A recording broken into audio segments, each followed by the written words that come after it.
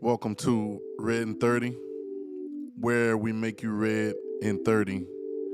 Literally, we got 30 minutes to do this. I'm DM here with the homie EJ. You back? Yeah, he back with me. And we're just doing this thing. RedIn30 is a 30-day reading of the Gospels: Matthew, Mark, Luke, and John.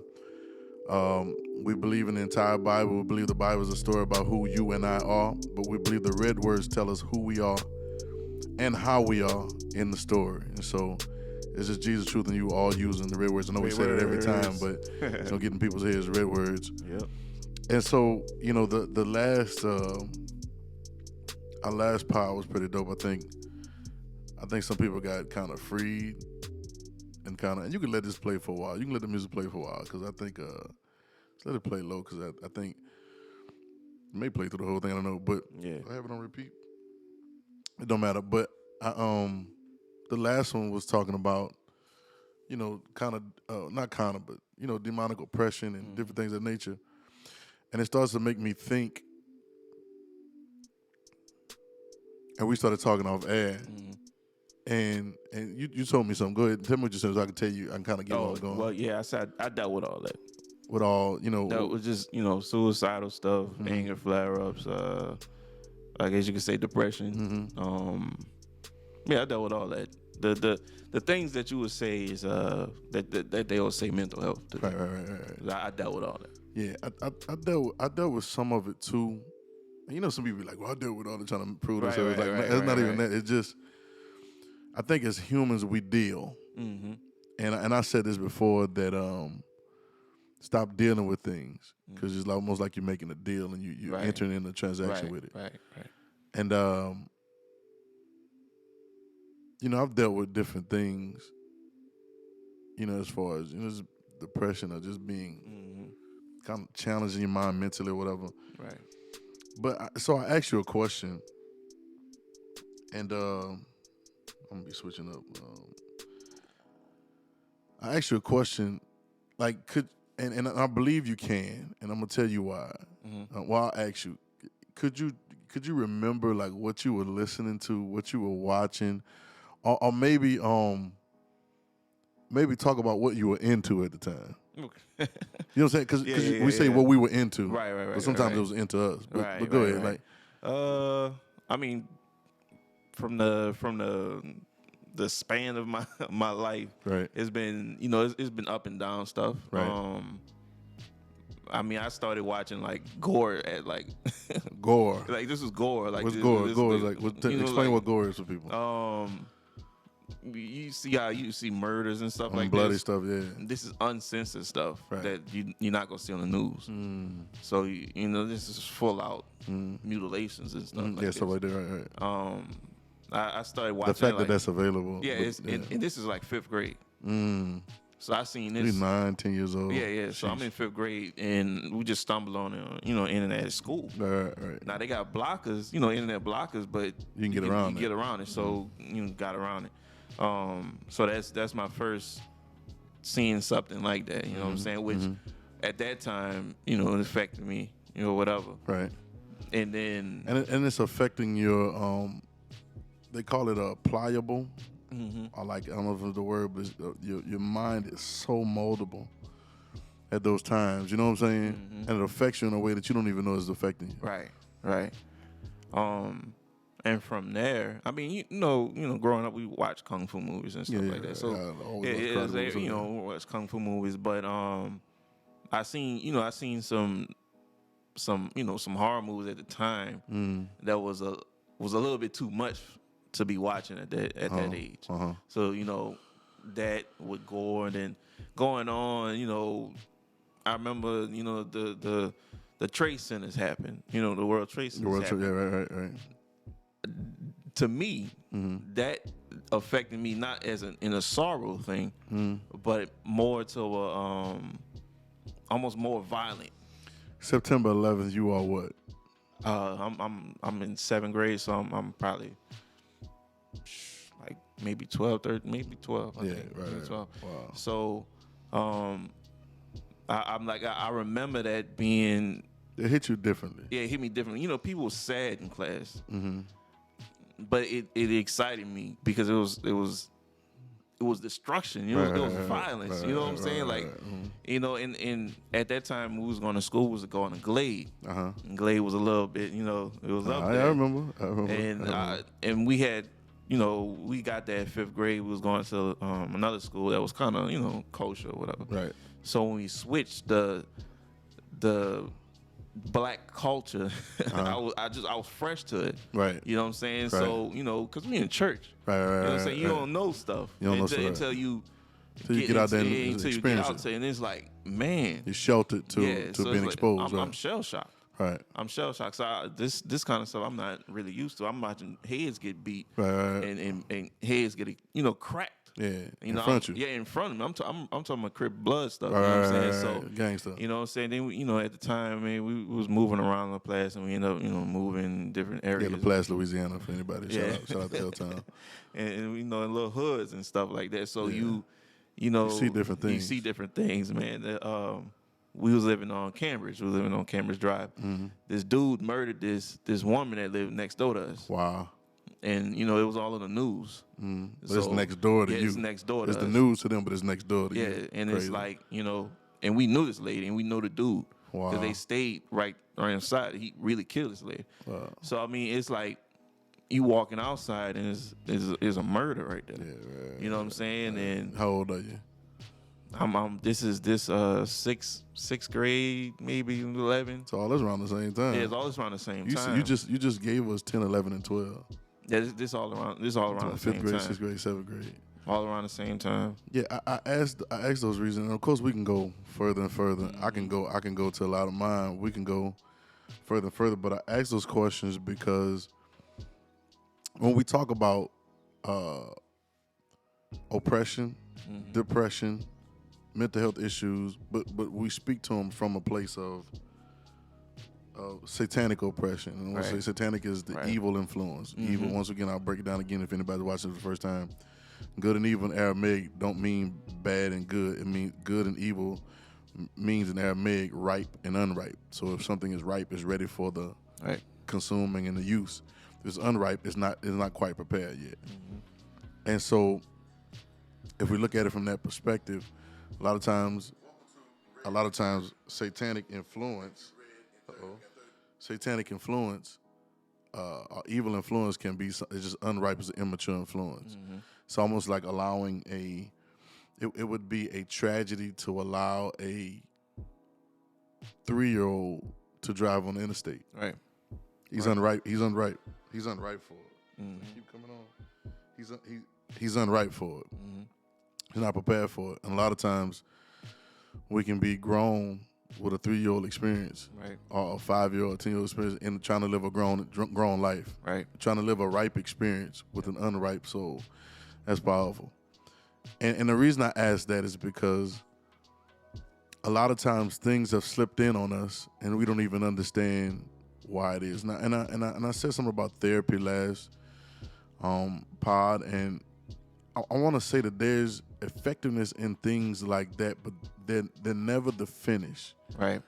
There's a starting and there's a discovering, but then there has to be a finishing of it, like a finite something, like an actual growth out of something, an actual solution to. It's not a consistent discussion of, but it must be a solution to.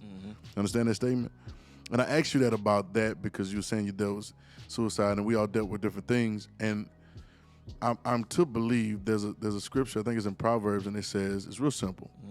It says, the curse causeless shall not come. Okay? I'm going to break it down again. The curse causeless shall not come. We learned about cause and effect in school. Yep. So that means anything that comes, there is a cause that caused it to come. Right. We used to talk about butterfly effect. You know, you say the butterfly effect was a butterfly on one side of the ocean flaps his wings, and the little wind from that turns to a tsunami on the other side. Like we know about things being affected. Even they talk about climate change so much right now. Right. We realize that certain things are an effect of something else that caused it, right? And so the curse, and let's not get all deep about it. That's what we were talking about the last one. We all know the curse is simply, the first way we define the curse was outside of our identity of God.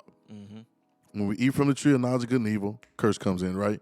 Now, this is not just a historical moment or a moment on the timeline, but this is an eternal example. I never used that before, but this is an eternal example of what we could be doing on the regular. You understand what I'm saying?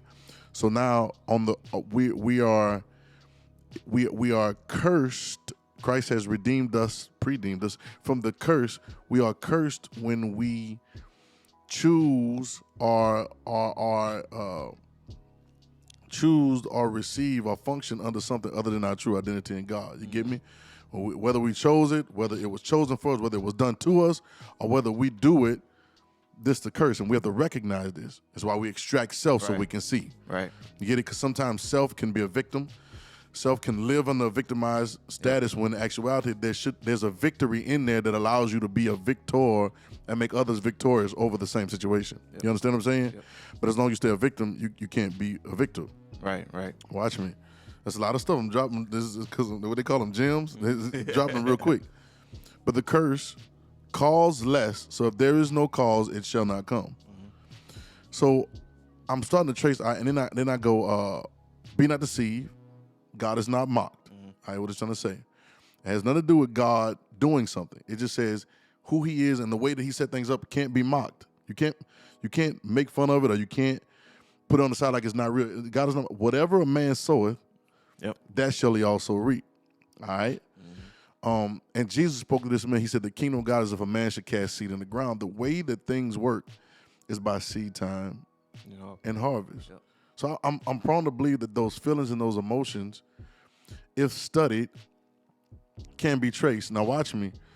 I believe this is what Jesus says when he says, and we left off Matthew 16 on the last one, get thee behind me, Satan, for thou art an offense to me. You're a stumbling block. You're blocking me from being who I really need to be. That's what he's trying to say. Then he says this, thou art an offense to me. For thou savorest not the things that be of God, but the things that be of men. In other words, you're so hype about what man's ideas and what man said you can be, what man said you can do. You're so excited about that, and you're savoring it so much that you're missing out on God. Right. You don't treat. Okay. Then he said, he turns to the disciples and he said, if any man will come after me, if any will come after me, let him deny himself, take up the cross and follow me. So I see myself putting myself on a path or on a journey. Deny myself, take up the cross and follow me. Now, where is he taking me? Now, obviously, I know he's taking me to the cross because I took up a cross. So he's taking me to, the Calvary or whatever the hill was, right? The Golgotha or whatever, right? He's taking me to the hill to crucify that version of self so that the resurrection of the true self can come. So I know this is the journey. You get it? Most people don't understand, but that's what he's meaning. He's about to take you on that journey, but on that journey, there's a trace that you're following him to that begins to expose those things that have slipped in on you. There's another story. There's another way Jesus exposed it. He says that, the man got a garden, the man got a field, and he says he goes to sleep. And at night, the enemy comes in and sows tares. Now, and then we get to the tares, and he says the tares and the wheat. So now you expecting wheat because that's all you sowed. That's all you planted was wheat. And now they got some tares growing. And, he describes how to handle it. He said, let the wheat grow with the tares. That's all things work together for good. Right. The perspective. You got to go back and watch the other pod. But that's the perspective that even though you don't like tares and even though you don't let it grow because it's going together for good. And in a time, there's going to be a time for separation. But you don't want to separate it too early because pulling up the tares, you'll uproot the wheat. Right. That's how he describes it, all right? But let's go back to sleep and the song while you were sleeping.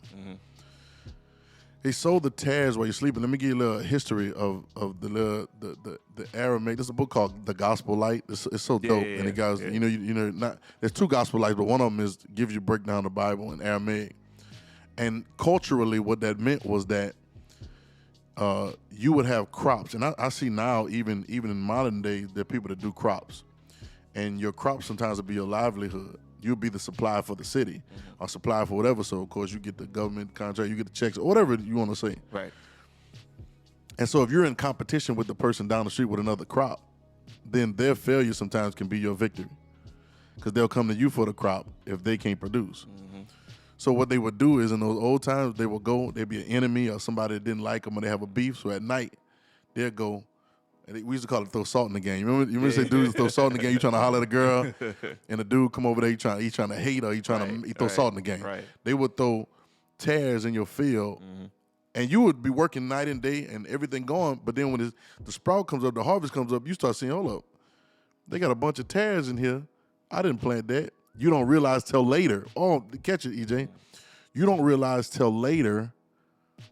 You see what I'm saying? You don't, and I'm taking on the trail. You don't realize till later that somebody else has snuck in and planted some other things other than what you planted. And so now you're getting a different result. Yep. Get it? Yep. Now, the trick or the deception or distraction is to think that you're just dealing with something or think this is who you are. Right. Well, I guess I'm growing tares now. No, that's not the original intention. That's not what was planted at first. But somebody snuck in there. How many songs you got on your playlist? What TV shows you watching the most? Who you listening to the most? What preacher you watching? Like somebody snuck in and sowed some tares. You get it? A lot of times those tares are sown in our families from abusive situations when we're younger. Right.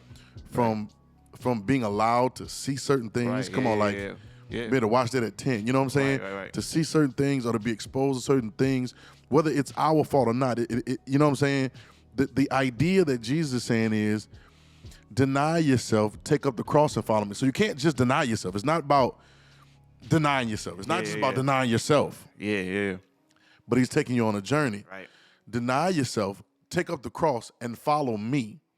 Because what I'm going to do is I'm going to expose the fake you to the real you. I'm going to expose that fake you. You're going to see the real you. That's what he's talking about. He says, he who try to save his life will lose it. He lose life. From my sake, God shall find it. He's trying to say, that's the journey he's taking you on. But most people don't understand, so they just stop and deny yourself. And I think I got to be more clear when I'm saying it. Because denying, just give yourself a little pause. Now, give enough pause. Before you argue with me right now, tell me everything that is what you think it is. Pause it for a minute and just give it a shot to say, well, maybe, what if I do need to deny myself?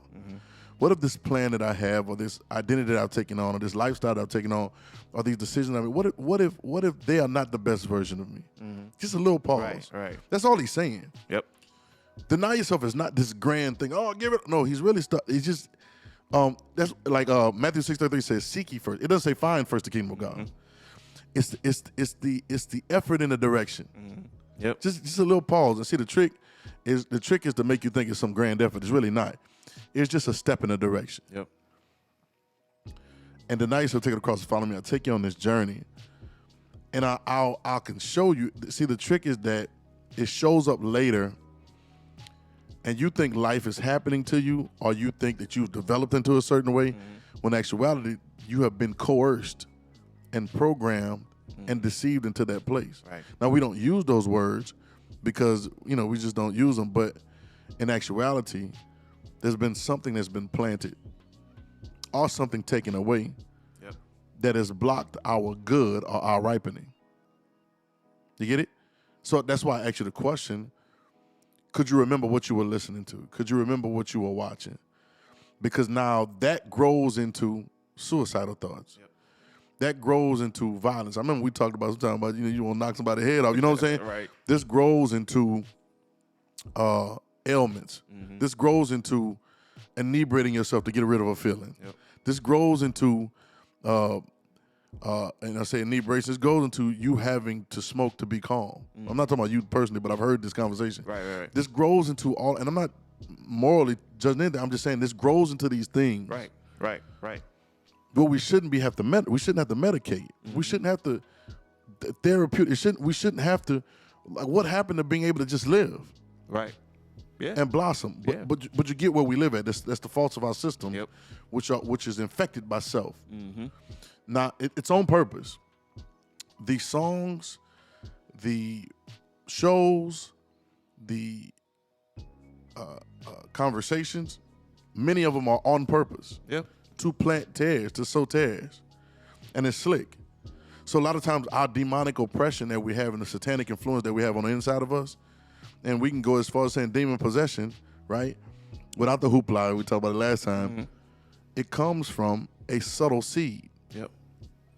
Curse causes shall not come, and I bet you can trace it. Now, the idea is to be able to trace it. You ready? Mm-hmm. Ready for it? Mm-hmm. It's bars. To be able to trace it and then face it. Yep. Yep. You get it? Yep. I'm going to give you another one because it's rhymes. To be able to trace it, place it, and then face it. Yeah. If you trace it, you can place it, and you'll face it, right? Mm-hmm. Once you face it, that's denying yourself. You'll see your true face. Yep. Yep.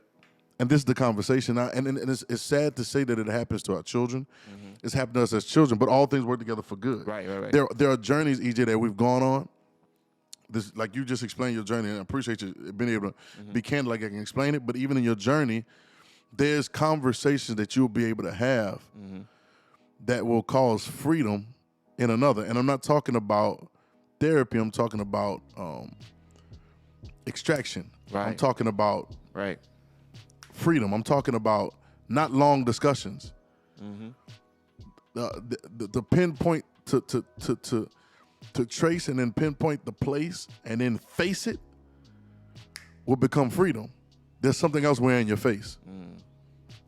It's almost like somebody, like an identity crisis, like somebody steal your identity, or somebody's wearing a mask to say, they're you. You know what I'm saying? I had a home girl in New Orleans. She kind of famous, and she posted yesterday that girl had a fake ID of and was going to banks and just saying they were her, and the banks were just like, almost like not even making her fill out much information. That's crazy. And she was taking money. Right. It's somebody's wearing your face. Somebody's wearing your face and withdrawing out your accounts. Catch me. Somebody's wearing your face. Somebody's wearing your identity and withdrawing all of the good things that you have to offer the world and giving it to another false identity. That's crazy. If it don't get no clearer than that, EJ.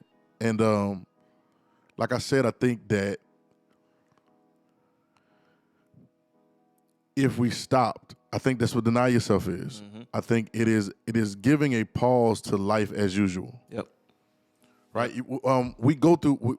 This thing is a cycle. And we go through the regular thing. We get up, go to work. We with whoever we're with, relational wise and romantic or whatever, and we go through the motion. And before you know it, it becomes the monotone version of just what we believe life is. And then we begin to add things to it, stack it on, and build off of this foundation, which could actually be sand. And as soon as the wind and the rain comes, washed out. You understand what I'm saying? Yep. Nobody wants that to happen. And so we build these things off of, and then what we do is we cope. Yep. But there's a difference between cope and hope. Hope makes not ashamed. Faith is such a thing's hoped for. There is a plan that God has that he's expecting the fresh out of you. Like he's looking for it. Yeah. But I need you to trace and place and then face.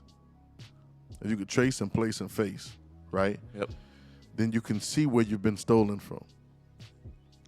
I think it's in, I don't know, I always get it wrong, Haggai or Habakkuk. I think it's Haggai. And he says, consider your ways. Yeah. Right? Then he says, it says you eat, but you're never full. Like you eat, but you just can't get full for some reason. And it says, you're cold, you put on coats and everything, but you can't get no warmer. Right. He says you're thirsty and you start to drink, but the thirst is never quenched. Right? That's how he describes it. Then he says you bring in wages. So you stuff is coming into you. Wages is coming, but you're putting it in bags with holes in it. So in other words, you never build up. So it's almost like you think you got something, and before you know it, it's gone. Right? Then he says again, consider your ways. And I know that what happens is we've had holes in our bags or holes in our souls. And we've been doing the steps that were supposed to make us more effective, more prosperous, more beneficial to others and ourselves. But it doesn't seem to work out that way. We still got a nasty attitude. Right. We still are what's the word? We still are just offish about people. We're still egotistical. Right. We're still stubborn or bullheaded. We can't nobody tell us anything. We're still all these different things. I can go down the list of all these different things. We're still that. And why is that? Oh, that's just the way that I am. No, it's not the way you am. It's the way you've been sown to be. Yep. And I don't care if it goes back to your family lineage. I don't care if it comes down through your DNA. Right. It's freedom. It's freedom for you. Mm-hmm. I don't care if it comes down through your DNA. I don't care if it comes down. There were some things that I had going on myself at the time. And my mother checked me about it. She was like, son, I want to make sure that you not doing this and this and this and this and this. And I said, well, Mom, I'm chilling. Like, why? And I really was chilling. Like, I'm not doing anything. Why would you say that? She said, well, you remind me so much of your daddy at that age. And she remembers some things that he was into before, he got, born again and saved. And she just saw so much of me in him that it was almost like a replay. You know what I'm saying? And then some of that stuff did replay in me in later times. I was so like, I would never, I would never whatever. Yeah. And then you do it one day, you're looking in the mirror like, oh, snap. Right? It's one of those things. But it comes from sometimes things that are sown in us where we saw it and where we didn't see it. Or we were awake and where we were sleeping. Before we had a choice. See, the same way as before you was born on the belly, I knew you, ordained you, sanctified you. That's God's original plan. But there's some blood that you came through sometimes that had other programming. That's why you must be born again. That's why we talk about the blood of Jesus, even though it sounds scary to people that ain't been the blood of Jesus so much, because it's a blood transfusion. He's really talking about a change in your DNA. Yep. Make sense? Yep. And so being able, but even sometimes, I believe deny yourself is a beginning of a tracing. Right. I want to say those words again. You trace, then you place, and then you face. Right? When you trace it, you place it, then you can face it, and then you can see your face. Yep. You see your true face for what it is. And I think that's freedom. I think even in this conversation, there's freedom from demonic oppression. Right. Right. And just bondage that sometimes we deal with that we don't know. And I don't, for the sake of, sometimes people will never say it out loud because the ego is a monster. And I don't need you to say it out loud. I don't need anybody to say nothing, write nothing to me, nothing that. I just need people to take heed so freedom can take place. You get me? I want to do this again. Our Father, I want to pray for all of us. Our Father, who art in heaven, hallowed be thy name. Thy kingdom come and thy will be done. That's it, in earth as it is in heaven, the same time and the same way. Give us this day our daily bread. We're not asking for anything else. Give us this day our daily bread and forgive us our debts as we forgive our debtors. So forgive us as we forgive. Lead us not into temptation, but deliver us from evil. Deliver us from the temptation to be unright. Deliver us from unrightness. For thine is nobody else's but yours is the kingdom and the power and the glory forever. So be it, and amen. I'm grateful. I'm grateful for that. Because there'll be some freedom. Right. These last 2 powers, boy, there's a little shift to it. But there'll be some freedom. And deny yourself. Right? When he says leave fathers, mothers, wives, children, he's trying to put you on a path. Right. When he tells rich and ruler, go sell what you have. Yep. Give it to the poor. He's just putting you on, seek ye first. He's just putting you on a journey to be able to trace it, to place it, and to face it. Yep. And then there's freedom. Yep. It's RedIn30, guys.